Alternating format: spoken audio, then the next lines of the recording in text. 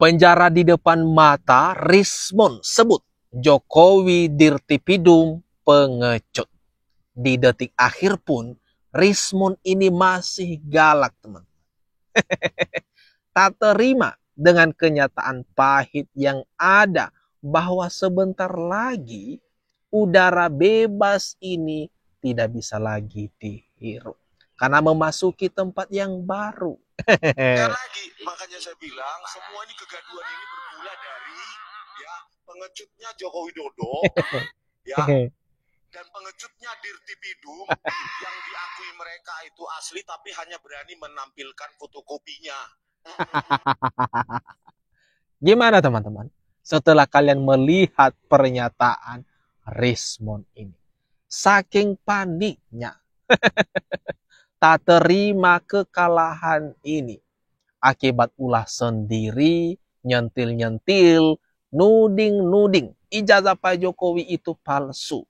Semua kan sudah clear dari Bareskrim Polri yang sudah melakukan uji lab 4 dan hasilnya itu identik.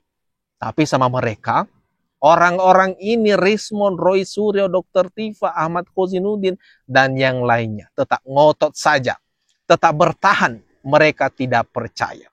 Beragam pernyataan resmi yang dikeluarkan oleh lembaga negara tetap saja tidak dipercaya sama mereka. KPU, UGM, itu mereka tidak percaya.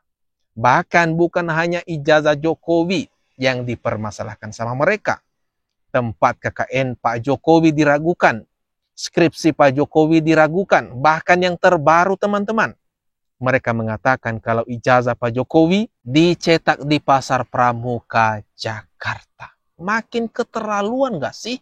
Setelah kami rapat, yang jelas info itu kami sampaikan.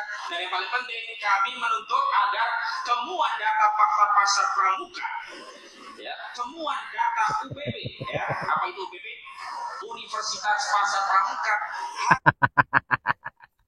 Kalau infonya dari Bitor Suryadi mengenai ijazah Pak Jokowi ini yang mereka tuding itu dicetak di Pasar Pramuka Jakarta, sebenarnya itu sudah terbantahkan, teman-teman.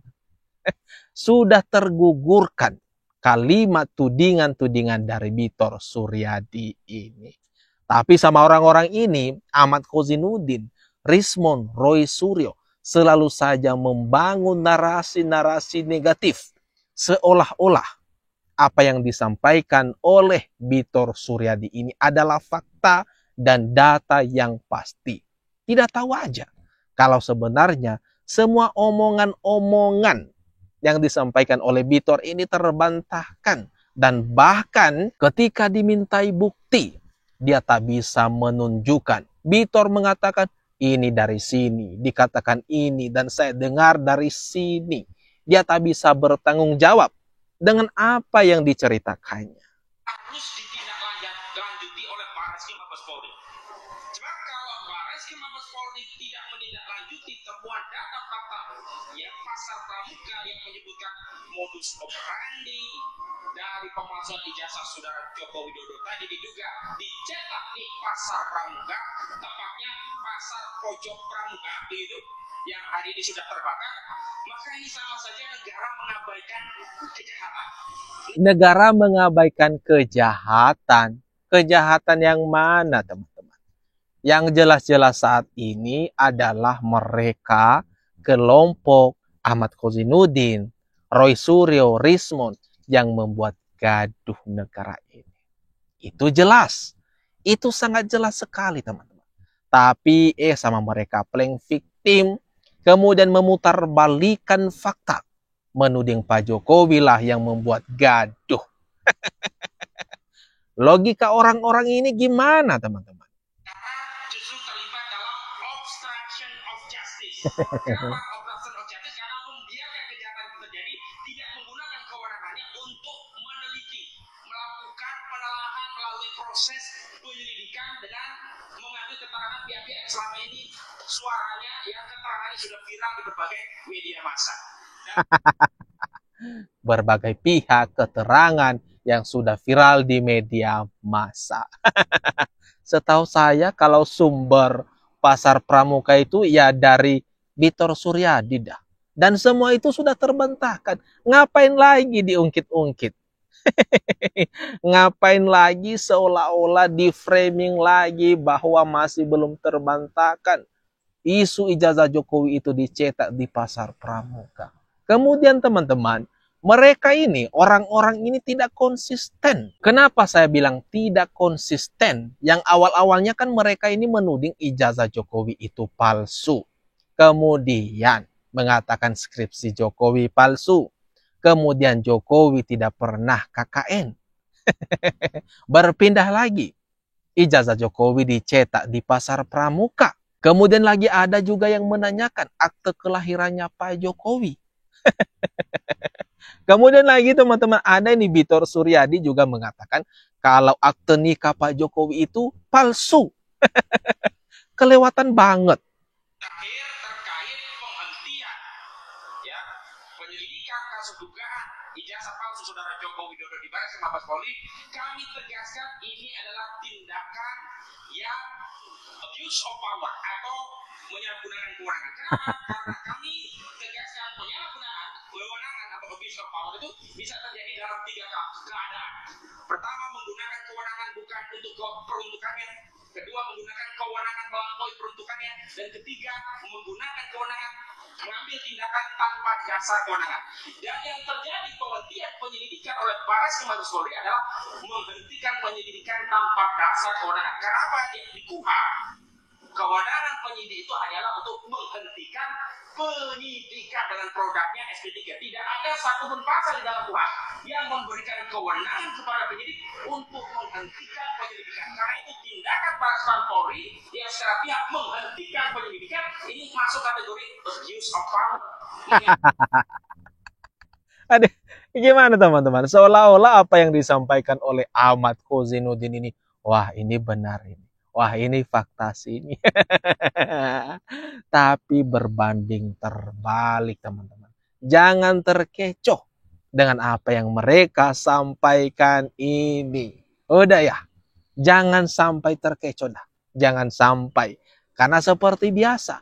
Banyak cara-cara licik. Banyak cara-cara yang mereka gunakan. Bagaimana agar opini tudingan mereka itu dibenarkan. Makanya mereka selama ini tetap ngotot, menuding, menyerang Pak Jokowi dan keluarga dengan beragam tudingan, dengan beragam fitnahan.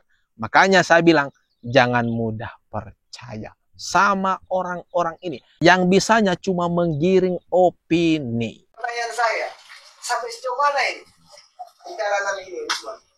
Silakan. Ya, sebetulnya kan itu kan sebetulnya dorongannya, naluri seorang peneliti. Oke. Ya, naluri seorang peneliti dan mungkin itu kan fitrah ya.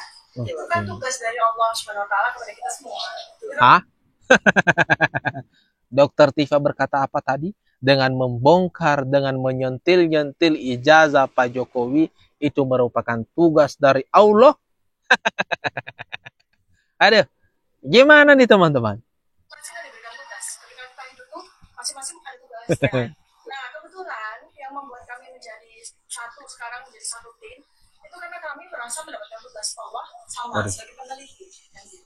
Kita basicnya bertiga, ya terutama saya, Mas Roy Suryo dan Bang Rismon Syarifat ini kan adalah para peneliti di bidang masing-masing. Nah, kebetulan kita sama